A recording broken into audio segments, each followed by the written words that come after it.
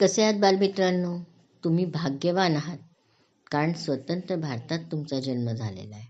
गुलामगिरी काय असते, त्याचं दुःख काय असतं हे तुम्हाला माहीत नाही. पण ज्यांनी हे सहन केलं त्यांची आठवण म्हणून आणि ज्यांच्यामुळे आपल्याला आज स्वातंत्र्य भोगता येतं त्यांची आठवण म्हणून आपण 15 ऑगस्ट एक सणासारखा सेलिब्रेट करतो आणि त्या दिवशी त्या सर्वांची आपण आठवण करतो. अनेक क्रांतिकार्यांचं नाव तुम्हाला माहिती असेल, पण मला वाटलं उधमसिंगबद्दल तुम्हाला कदाचित जास्त माहीत नसेल, म्हणून आज त्यांचीच गोष्ट सांगावी. उधमसिंग यांचा जन्म पंजाबमधल्या सुनाम गावी झाला होता. त्यांचे आई वडील ते लहान असतानाच वारले. बघा आपण बरेचदा आम्हाला हे नाही मिळतं, आम्हाला ते नाही मिळतं. आज आई वडील तुमचे किती लाड करतात.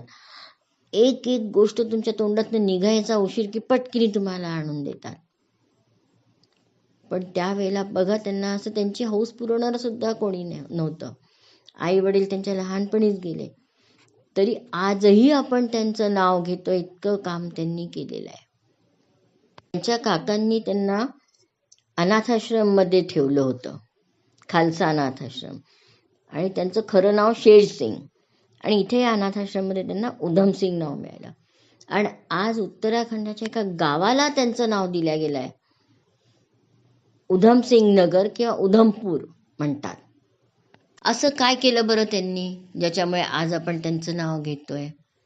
तर झालं काय माहिती, त्यावेळेला जालियनवाला बाग हत्याकांड झालं होतं. त्याबद्दल कदाचित तुम्हाला थोडं माहिती असेल.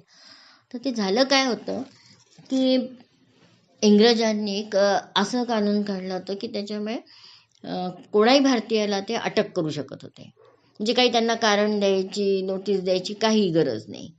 आणि याच्या विरोधात अगदी शांतपणे एक सभा चालली होती जालियनवाला बागमध्ये, आणि तिथे जनरल डायरनी येऊन गोळ्या घातल्या आणि अनेक निरपराध लोकांची हत्या केली.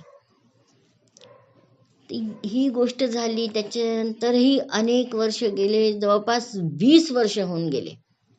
पण या जनरल डायरला मारायचं हे बदल्याची जी भावना होती ती 20 वर्षापर्यंत त्यांच्या मनात होती. आणि 20 वर्षानंतर त्यांना एक अशी संधी मिळाली. त्यावेळेला त्या लंडनमधल्या टेक्सास हॉलमध्ये जनरल डायर येणार असं त्यांना कळलं. हे राहत होते इंडिया हाऊसमध्ये. आणि यांची हिंमत पहा, दुसरं देश, त्याच देशाची पोलीस तिथे, त्याच देशाचा हॉल, आणि इतकी हिंमत. त्या देशात हा एक भारतीय तिथे गेला आणि त्यांनी एक हातात डायरी ठेवली होती. डायरीमध्ये बंदूक लपवली होती आणि तिथे आत जाऊन त्यांनी सांगितलं की या जनरल डायरच्या पत्नीचा काहीतरी मी निरोप घेऊन आलेलो आहे आणि तो त्यांच्याजवळ मला द्यायचा आहे. असं सांगून ते आत गेले त्या हॉलमध्ये आणि समोर जाऊन ते जनरल डायरला गोळ्या मारल्या. आणि तिथे उपस्थित तिथली पोलीस काहीही नाही करू शकली, इतके ते घाबरले. म्हणजे जेव्हा पूर्ण गोळीचा आवाज बंद झाला, धाड धाड धाड बंदुकीत जितक्या गोळ्या होत्या त्यांनी ते मारल्या. जेव्हा त्या गोळीचा आवाज बंद झाला तेव्हा तिथली पोलीस त्यांना पकडायला गेली. असंच लाला लाजपत राय यांच्या मृत्यूचा बदला घेण्यासाठी भगतसिंगनी जेम्स स्कॉटला मारायचा प्रयत्न केला, पण चुकून त्यांच्या हातून एका दुसऱ्याच पोलीस अधिकारीची हत्या झाली.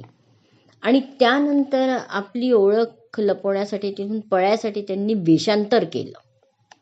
आणि तुम्हाला माहिती आहे, शीख लोक पगडी घालतात, त्याला खूप महत्त्व आहे, धार्मिक महत्त्व आहे त्याला. पण त्या काळी त्यांनी वैज्ञानिक दृष्टिकोन ठेवला आणि धर्मापेक्षा म्हणजे देशधर्म जास्त महत्त्वाचा मानला त्यांनी.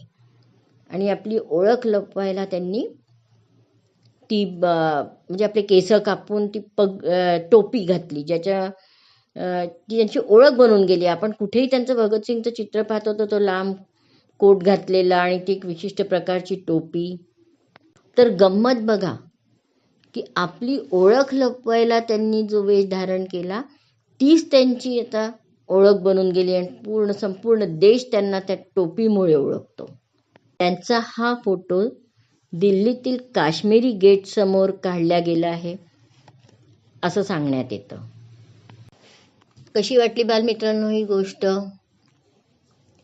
आवडली असेल तर माझ्या या व्हिडिओला नक्कीच लाईक, शेअर, सबस्क्राईब करा.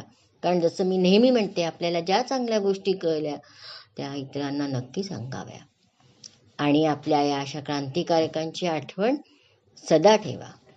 पुन्हा भेटूया अशाच एका रिअल हिरोची गोष्ट घेऊन. तोपर्यंत बाय.